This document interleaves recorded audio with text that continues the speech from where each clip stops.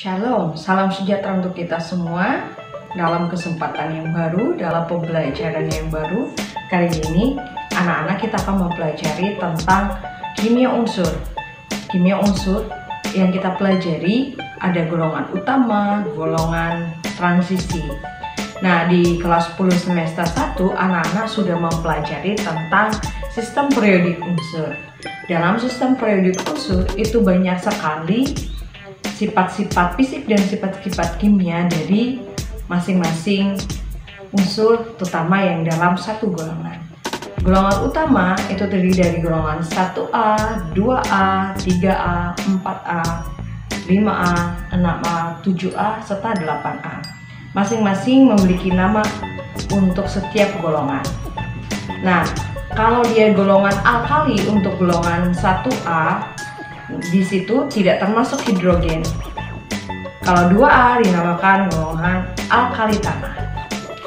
Nah, pada kesempatan kali ini anak-anak akan mempelajari tentang sifat fisik dan sifat kimia serta cara pembuatannya untuk masing-masing golongan. Dalam kehidupan sehari-hari banyak sekali sebenarnya bahan yang kalian dapat temukan di dapur persenyawaan dari unsur-unsur golongan utama.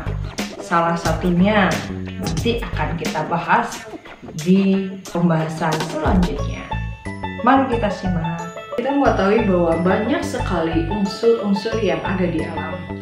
Semuanya melimpah dan bahan-bahan yang mengandung unsur-unsur atau senyawa tersebut yang sangat limpah di alam dinamakan mineral.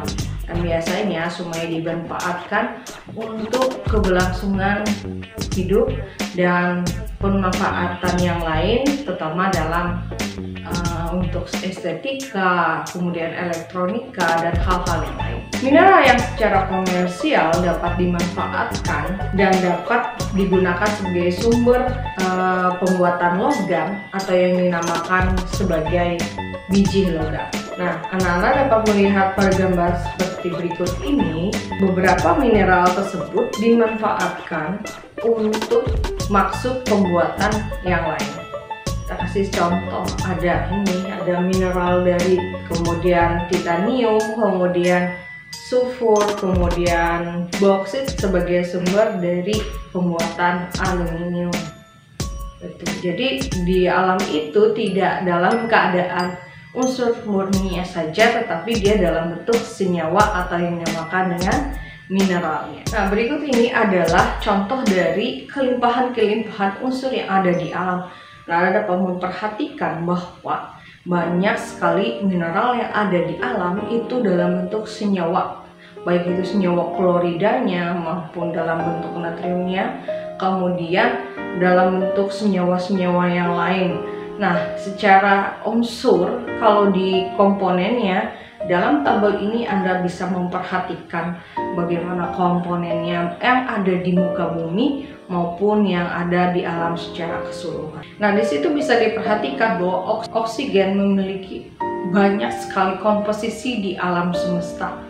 Dan di situ disusul dengan mineral-mineral atau unsur atau senyawa yang lain yang ada di alam.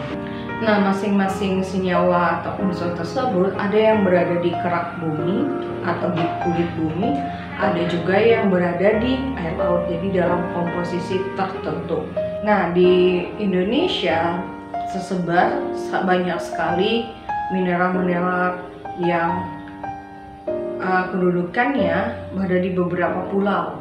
Bahkan unsur-unsur golongan dalam kimia unsur dari unsur golongan utama maupun golongan transisi semuanya tersebar di beberapa daerah.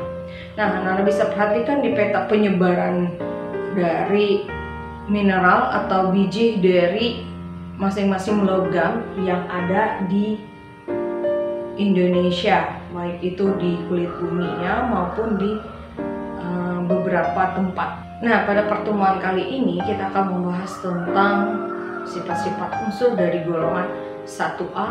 Kita yang akan bahas adalah golongan 1A. Golongan 1A itu adalah hidrogen, kemudian lithium, natrium, kalium, rubidium, cesium, dan yang lain. Tapi karena kita membahas tentang logam, berarti yang kita bahas adalah logam alkali. Nah, jadi kalau dia dibilang logam alkali, hidrogen tidak termasuk sebagai logam alkali. Logam alkali itu terdiri dari natrium, litium, kalium, dan yang lainnya.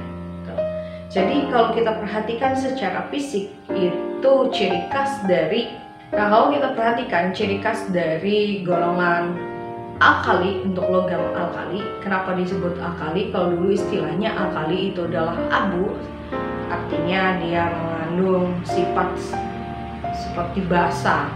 Tapi pada perkembangannya yang dimaksud dengan logam alkali di sini, dia ciri khasnya sangat khas sekali. Jadi unsur-unsur yang golongan 1A kecuali hidrogen, kemudian alkali bisa disebut tadi abu atau yang dijelaskan sifat basa. Kemudian dia bersifat paling reaktif, artinya kalau misalnya direaksikan, jadi kalau dia direaksikan mudah bersifat sebagai ionik dan dia mudah sekali larut dengan air. Nah, sifat-sifat fisik dan kimianya dari logam alkali dapat diperlihatkan di tabel berikut ini. Anak-anak dapat menyimak bahwa secara garis besar jari-jari atom dari golongan alkali ini sangatlah kecil sekali, tetapi dalam satu golongan dari atas ke bawah dia semakin besar. Jadi kalau yang paling kecilnya itu yang litium. Kemudian untuk sifat-sifat yang lain adalah yang terkait dengan sifat periodiknya, yaitu sifat fisiknya adalah dia mudah sekali. Sifatnya yang lain adalah titik didihnya itu semakin tinggi. Titik didihnya itu akan semakin titik didih dalam satu golongan itu dari atas ke bawah, dari litium ke, kita perhatikan sifat kimianya. Pada beberapa unsur seperti natrium, dia kalau direaksikan dengan air akan menghasilkan ledakan yang sangat dahsyat. Ia menghasilkan api karena di situ terjadi reaksi pelepasan kalor. Nah, pada kasus tertentu, sifat kimia dari senyawa ataupun unsur golongan logam alkali itu sangat khas sekali. Nah, kalau misalkan direaksikan seperti reaksi dengan air, dia akan menghasilkan senyawa basa. Kemudian kalau dia direaksikan dengan hidrogen, dia akan menghasilkan senyawa hidrida. Kemudian kalau logam alkali direaksikan dengan oksigen akan menghasilkan senyawa peroksida, oksida, dan superoksida, sama seperti pada reaksi-reaksi pada umumnya. Kemudian kalau dia direaksikan dengan halogen, direaksikan dengan unsur golongan 7A akan menghasilkan senyawa halida. Salah satu contohnya adalah garam dapur tadi, NaCl. Dia memiliki fungsi sebagai pemberi rasa, kemudian sebagai fungsinya adalah untuk mengawetkan, dan yang lain